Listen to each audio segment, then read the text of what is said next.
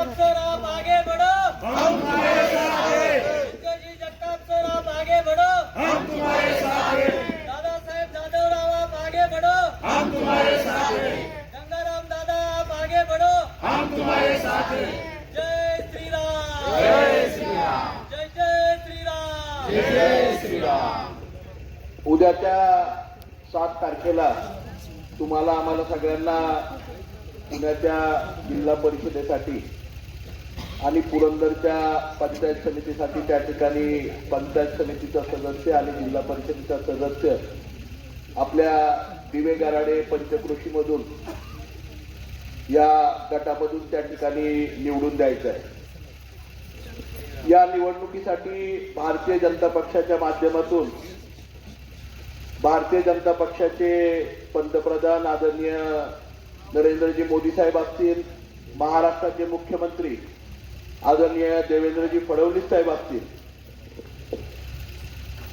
प्रदेशाध्यक्ष रवींद्रदादा चव्हाण असतील, चंद्रकांत दादा आणि या ठिकाणी पुरंदर तालुक्यातील आमचे सर्वांचे नेते आदरणीय बाबाराजे जाधवराव असतील, गंगाराम दादा असतील, माजी आमदार अशोकभाऊ टेकवडे असतील, आम्ही सर्वांनीच एकत्रितपणे निर्णय घेतला आणि पुरंदरला यावेळेस उमेदवारी देत असताना स्थानिक 24 तास सर्वसामान्य लोकांना वेळ देऊ शकतील, जे आपल्या गटामध्ये भागामध्ये गावामध्ये राहून त्या ठिकाणी तळमळीने सर्वसामान्य लोकांच्यासाठी काम करू शकतील असे उमेदवार आपल्या सगळ्यांच्या समोर दिले। आज आपण जर बघितलं तर भारतीय जनता पक्षाच्या वतीने दिव्याताई गंगारामदादा जगदाळे शेटकर या उमेदवार, उच्चशिक्षित उमेदवार, तरुण उमेदवार आणि आपल्या स्थानिक उमेदवार की ज्या 24 तास प्रत्येक सुखदुःखामध्ये आपल्या अडीअडचणींमध्ये त्या ठिकाणी आपल्या गटामध्ये आपल्याला पूर्ण वेळ प्रत्येक कामासाठी आपल्या हाकेला ओ देण्यासाठी त्या ठिकाणी उपलब्ध राहणार आहे। त्याचप्रमाणे पंचायत समितीसाठी आपल्या कुंभारवळण गावचे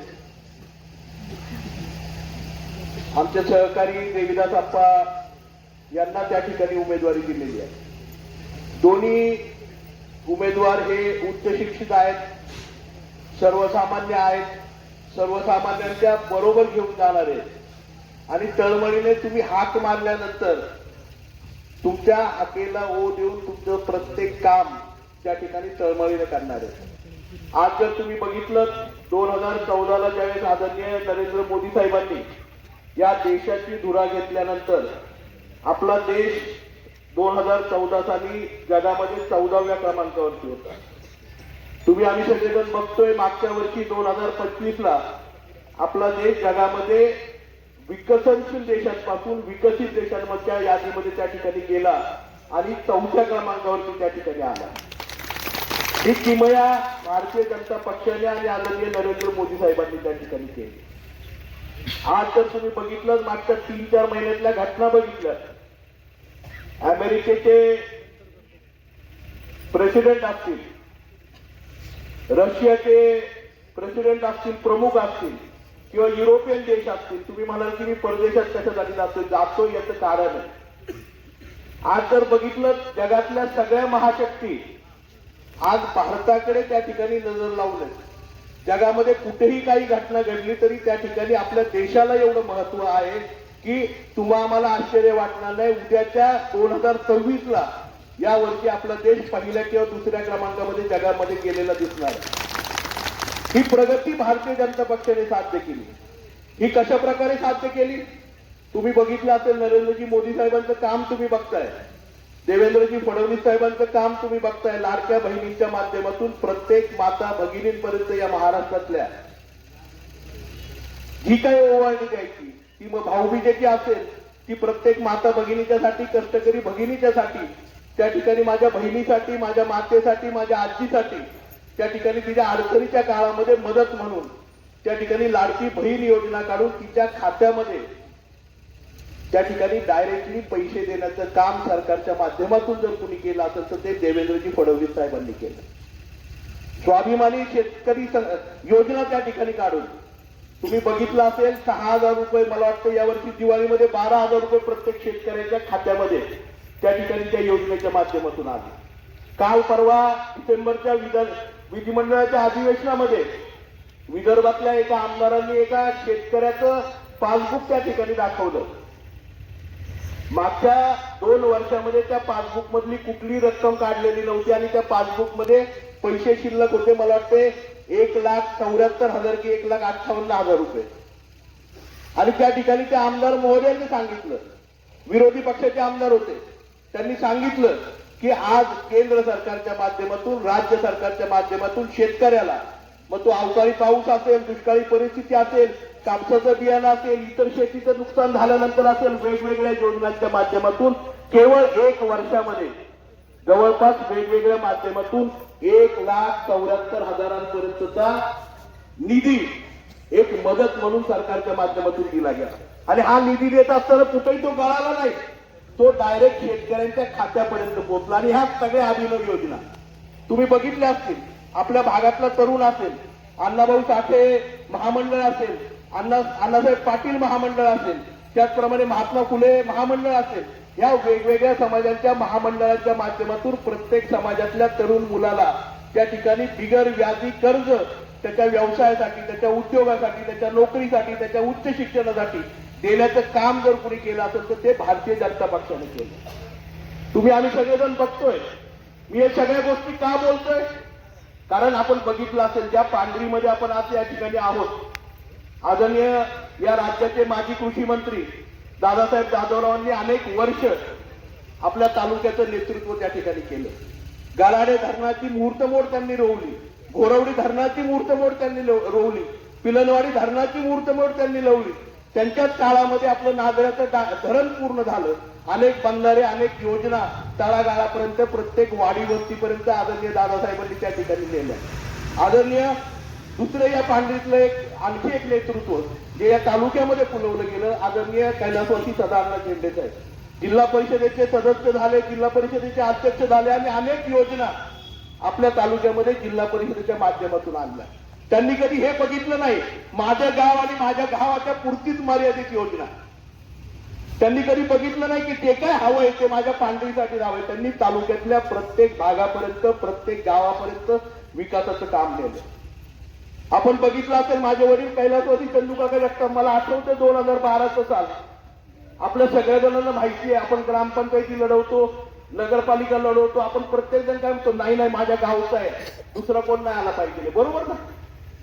आमच्या गावामध्ये बाहेरचा माणूस नको. पण तुम्ही बघितलं असेल, कैलासवासी चंदूकाका जगतापांनी या पांढरीतीलच झेंडे परिवारातील आणि गायकवाड परिवारामध्ये दिलेल्या माझ्या एका ताईला त्या ठिकाणी सासवड नगरपालिकेमध्ये नगरसेवक सभापती ह्या पदांवरती त्या ठिकाणी बसवलं. अशा प्रकारे आपल्या पुरंदर तालुक्याची भूमिका ही सातत्याने सगळ्यांना सामावून घ्यायची आहे.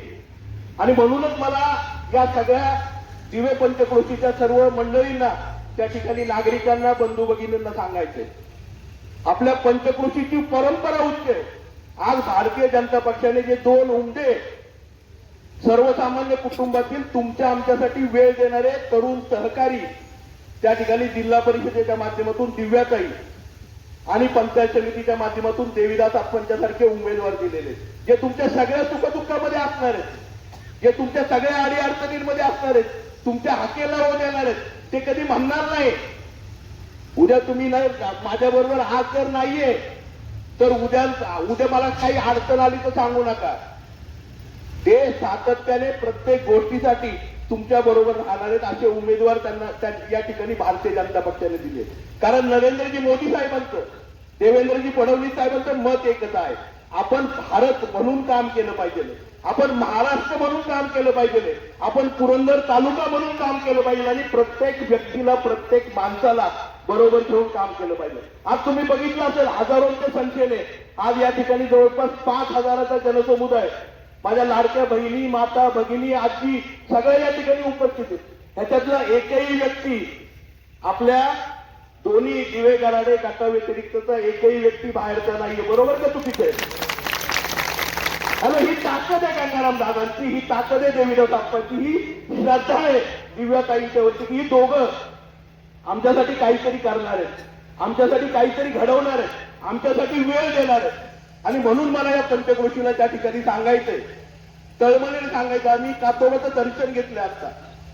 कातोबाच्या साक्षीने आपल्या सगळ्यांना सांगतो, आपल्या या भागामध्ये आपण बघितलं असेल, आदरणीय दादासाहेबांच्या काळामध्ये ITI सारखं त्या ठिकाणी एक चांगली संस्था त्या ठिकाणी आली, ज्याच्या माध्यमातून आज दिवे गाव महाराष्ट्राच्या नकाशावरती आलं. नंतरच्या काळामध्ये दादांनी त्या ठिकाणी पुढाकार घेतला आणि शासकीय हॉस्टेल या ठिकाणी दिवे पंचक्रोशीमध्ये आले. आदरणीय माजी आमदार अशोकराव टेकवडे साहेबांनी पुढाकार घेतला आणि तालुक्याचं क्रीडांगण आपल्या या तालुक्यामध्ये त्या ठिकाणी आपल्या दिवे पंचक्रोशीमध्ये आलं. मधल्या काळामध्ये आपण सगळ्यांनी मला संधी दिली, आम्ही ते क्रीडांगण शिल्लक राहिलेल्या पैशातून त्या ठिकाणी पूर्ण करायचं काम केलं काही महाशयांनी. आता ते क्रीडांगण त्या ठिकाणी पंचायतीचं आपली असताना सुद्धा ते क्रीडांगण बाहेरच्या माणसांना चालवायचे. आपण बघितलं असेल, आज पुणे जिल्ह्याचं MH12चं संपूर्ण ITIचं काम माझ्या काळामध्ये इथे दिवे पंचक्रोशीमध्ये आलं. त्या ठिकाणी आम्हाला ट्रेनिंग सेंटर सुद्धा सुरू करायचंय. आदरणीय देवेंद्रजींच्या पाठीमागे लागून या दिवे पंचक्रोशीमध्ये ITIचं ट्रेनिंग सेंटर सुद्धा सुरू करायचंय. आज जर तुम्ही बघितलं, रिक्षा सोडल्या तर जवळपास दिवसाकाठी 5,000 गाड्यांचं रजिस्ट्रेशन आज दिवे पंचक्रोशीमध्ये होतं. इथे हॉटेलचा व्यवसाय चालतो, इथे वेगवेगळे व्यवसाय चालतात. का चालतात?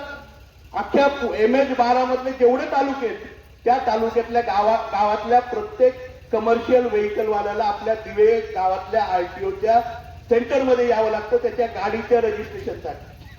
आणि त्यामुळे या सगळ्या गोष्टी होतात. या गोष्टी आम्ही सगळ्यांनी मिळून एकत्रितपणे केल्या. ज्या ज्या वेळेस काही वाटलं त्या वेळेस करायचा प्रयत्न केला. तुम्ही बघितलं असेल, आज आपण गावचे रस्ते बघताय, गल्ली बोळातले रस्ते बघताय, हे केले. आम्ही क्रेडिट नाही घेतलं कधी त्याचं, कुठं बोर्ड पण नाही लावला. काही मंडळींनी आमचा बोर्ड पण नाही लावला. आम्ही म्हटलं जाऊ द्या, बोर्ड जवळ काय लोकांची कामं झाली पाहिजे. कारण दिव्याताईचा देवीदास आपणचा स्वभाव तसा, ते कधी म्हणणार नाही की दिव्यामध्ये आमचा बोर्ड राहिला पाहिजे. ते कधी म्हणणार नाही नाही तुम्ही झेंडे मंडळ आहे का, आम्ही नाही तुमचं काम करणार. ते पहिलं काम करणार तुमचं, ते पहिलं काम करणार पंचक्रोशीत. आणि म्हणून मला कळकळीने विनंती करायची, आज या दिवे पंचक्रोशीतल्या प्रत्येक परिवारातल्या व्यक्तीला मला सांगायचं, ही बंधनं तोडा. माझ्या निवडणुकीला तोडली नाही, परंतु आत्ताच्या निवडणुकीला आपण ही बंधनं तोडा आणि ही बंधनं तोडून दाखवून द्या दिवेकरांनी की सर्वसामान्य घरातल्या, कुटुंबातल्या, परिवारातल्या आणि स्वच्छ प्रतिमेच्या तुमच्या आमच्यासाठी काम करणाऱ्या, तुमच्या आमच्यासाठी 24 तास झटणाऱ्या दोन्ही भारतीय जनता पक्षाच्या उमेदवारांच्या पाठीशी आम्ही खंबीरपणे त्या ठिकाणी राहू. आज मला निश्चितपणे या ठिकाणी सांगायचं, आपण बघितलं असेल, आज या दोन्ही उमेदवारांचं काम करत असताना आज अतिशय तळमळीने या पूर्ण गटामधले सगळे परिवार त्या ठिकाणी बाहेर पडले. आज वातावरण पूर्णपणे बदललंय. उद्याच्या 7 तारखेला निश्चितपणे विजय आपला आहे. 9 तारखेला गुलाल आपल्यालाच उधळायचा. परंतु मला या पांढरीला विनंती करायची, कातोबाच्या साक्षीने विनंती करायची, तुम्ही दाखवून द्या ही पांढरी मनाने किती मोठी आहे. या पांढरीने नेहमी तालुक्याचं नेतृत्व केलंय. या पांढरीने तालुक्यातल्या प्रत्येक गावाचा विकास करायचं काम केलंय आणि म्हणून साठी प्रत्येकाला मदत करायची काम केली. तर देवीदास आप्पा बसले, त्यांनाही संधी दिली आहे. माझ्या वडिलांनाही कधी तरी, माझे वडील सुद्धा आदरणीय दादासाहेबांचे कार्यकर्ते म्हणून घडलेले. या ठिकाणी मला वाटतं तालुक्यातले असंख्य लोक दादासाहेबांनी घडवायचं काम त्या ठिकाणी किंवा आदरणीय सदांना कैलासवासी सदांना झेंडे साहेबांनी घडवायचं काम केलंय. आणि म्हणून मला कळकळीने सांगायचे, आज काय होते, कोणाला फोन येतो, कोणाला सांगितलं जातं. आणि म्हणून मला आपल्याला सांगायचं, हे बदललं पाहिजे.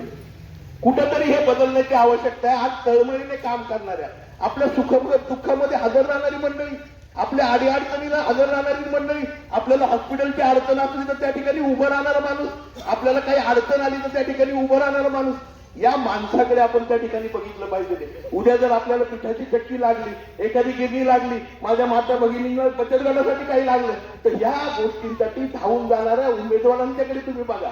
कारण हे उमेदवार आहेत ना, हे म्हणणार नाही एवढं छोटं काम आहे का, मला सांगू नका. यांच्यासाठी प्रत्येक काम तुमचं हे तेवढंच महत्वाचं आहे. आणि म्हणूनसाठी मला आपल्या सगळ्यांना कळकळीने सांगायचं, आज आम्ही कळकळीने या ठिकाणी आलोय. प्रत्येक भागामध्ये झेंडेवाडी पासून, पवारवाडी पासून, जाधववाडी पासून, धुवेवाडी पासून, काळेवाडी पासून आज गावापर्यंत आपल्याकडे प्रत्येक वाडी वस्तीवरती त्या ठिकाणी आम्ही सगळी मंडळी फिरतोय. कारण आम्हाला वाटतंय त्या ठिकाणी निश्चितपणे या दिवे गराडे पंचक्रोशीमध्ये बदल झाला पाहिजे. या दिवे गराडे गणामधून भारतीय जनता पक्षाचे दोन्ही उमेदवार त्या ठिकाणी बहुमताने निवडून आले पाहिजे. उद्याच्या 7 तारखेला